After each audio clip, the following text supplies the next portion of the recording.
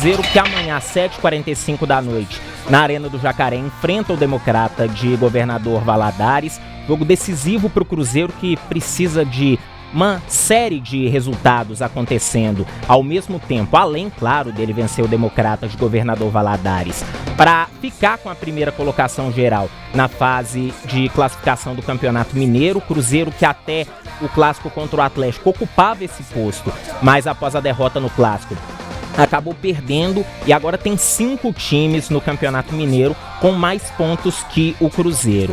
E é a estreia do técnico português Leonardo Jardim, que logo no primeiro planejamento para uma partida à frente do Cruzeiro já começa a enfrentar problemas na montagem do ataque. Gabigol, centroavante titular do Cruzeiro, foi expulso no clássico contra o Atlético, e aí as duas primeiras opções nas quais os torcedores pensam são Caio Jorge e Lautaro Dias. Primeiro, Caio Jorge, de acordo com o próprio técnico Leonardo Jardim, que deu entrevista coletiva ontem abordando esse assunto, o Caio Jorge deve ficar de fora dos relacionados para esse duelo contra o Democrata. A gente relembra, o Caio Jorge ainda está fazendo trabalhos de equilíbrio muscular. Ele, inclusive, no ano passado ficou fora das últimas 5 rodadas do Campeonato Brasileiro.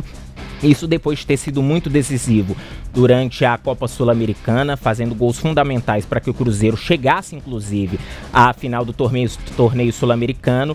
Só que o Caio Jorge, apesar de ter jogado uma partida nesse Campeonato Mineiro de 2025 contra o Betim, ele jogou 85 minutos, ele ainda está se recuperando fisicamente, fazendo esse trabalho de equilíbrio muscular, e deve ficar de fora dessa partida, de acordo com o técnico Leonardo Jardim. Aí a gente parte para a situação do Lautaro Dias, que vem atuando mais normalmente, inclusive nos últimos 2 jogos contra América e Atlético. Ele foi acionado pelo técnico interino Wesley Carvalho, mas ele é outro que o próprio Leonardo Jardim coloca em dúvida para esse jogo contra o Democratas. Nas palavras do próprio Leonardo Jardim, o Lautaro está com algum problema. Ele não especificou se é problema físico, se é uma outra questão, mas o próprio Leonardo Jardim também coloca em dúvida a participação do Lautaro Dias ali nesse setor de ataque do Cruzeiro em substituição ao Gabigol.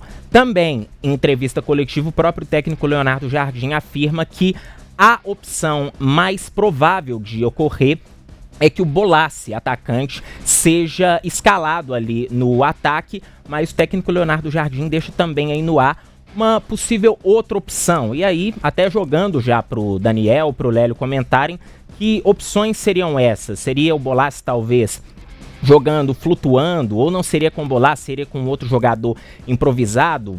Talvez, sei lá, o Matheus Pereira algumas vezes já foi escalado de falso 9. Seria uma alternativa para a ausência do Gabigol ou não? O Bolassi vai ficar de centroavante fixo com Marquinhos e Dudu nas pontas.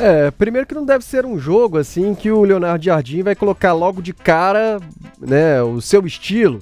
É um último jogo de uma fase classificatória que o Cruzeiro não tem uma grande pressão assim, joga para ficar melhor colocado, mas já está classificado pelo menos. Vai pegar um Democrata na Arena do Jacaré, que talvez pode se expor um pouco mais, porque está precisando até pontuar. Só que o Cruzeiro até agora, pelo menos que a gente tem acompanhado, Aurélio, da formação do ataque, o Wesley Carvalho, a dúvida que permaneceu aí nos últimos jogos, se joga Marquinhos ou então Eduardo. No jogo passado foi o Marquinhos, o Eduardo ficou no banco. E aí agora tem essa lacuna do Gabriel, tá fora o Gabi. Ele pode voltar com o Eduardo e manter o Marquinhos, ele pode colocar o Bolassi, como o próprio Léo Jardim falou ontem na entrevista coletiva. Você, o que acha, Léo? O que ele pode fazer? O que você gostaria de ver desse Cruzeiro? Acho que poderia ser o melhor para amanhã. Bom, agora aqui não vai ter mais congestionamento de trânsito, né? Leonardo Campos era um homem do trânsito. E o Bruno Daniel também. Agora, flutuando é só quando você tava lá no helicóptero, viu, Bruno? Menos aí. Trazendo as informações do trânsito. Mas seja bem-vindo, brincadeiras à parte. Eu acho que vai entrar o Bolassi. Pode ser o Bolassi jogando como centroavante. Ele deve manter o Marquinhos. Se tudo aquilo que o Miguel Moita falou pra gente aqui, o auxiliar do Jardim, for verdade, ele não vai abrir mão de jogar com 2 homens abertos, com velocidade, no caso, o Marquinhos e o Dudu, e ele pode colocar perfeitamente o Bolassi para ser o centroavante. Agora, eu tenho uma dúvida aqui. E aí, para semifinais, os cartões são zerados ou não? Não, são zerados, mas se levar o terceiro cartão amarelo amanhã, por exemplo, tá fora do primeiro jogo da semi, eles vão ser zerados a partir da semifinal. E quem for suspenso amanhã, cumpre na primeira partida da semifinal. Tem jogadores, inclusive, pendurados. Aí toma um cartão amanhã, fica de fora do primeiro jogo de uma semifinal. Que já é no próximo final de semana. Ou sábado ou domingo. Próximo não, neste final de semana. Então é muita coisa a ser pensada, né? Agora, você até falou, Léo, o jogo não tem pressão. Tem. Vindo de uma derrota no Clássico, por mais que tenha muita reclamação de arbitragem, sempre tem uma pressão. Né? E vamos ver como que o time do Cruzeiro vai reagir amanhã jogando lá em Sete Lagoas. Agora uma outra questão, e o gramado lá da Arena do Jacaré? Interrogação, e aí? Bom, pelo menos pelo que eu não vi o gramado, mas pelo menos que foi passado, o gramado tá em condição. Porque o Democrata pensou em levar o jogo para Ipatinga, mas aí o pessoal, a administração do Ipatingão, que falou, olha, aqui não dá não, por uma questão logística, é muito pouco tempo, provavelmente o gramado... Mentira, isso é Ipatinga que vetou isso. Mentiram, viu? É uma rivalidade grande, né, da torcida do Ipatinga com a torcida do Pantera. Exatamente. Aí da Pantera. Foi para Sete Lagoas, que sempre recebe. O Democrata de Sete Lagoas não tem jogado muito lá, então provavelmente o gramado deve estar ok, né? O módulo 2 nem começou, se é aquilo. O Democrata nem sei se está no módulo 2, mas está, né? Agora, sobre essa questão do ataque aí, posso emendar aqui, né, não? Pegando aqui sobre os pendurados, o Fabrício Bruno, Romero, Matheus Henrique e Christian. É uma galera, hein, cara? Os 4 jogadores. Ainda mais jogadores de muita marcação aí, né? Falando do Romero, do Fabrício Bruno.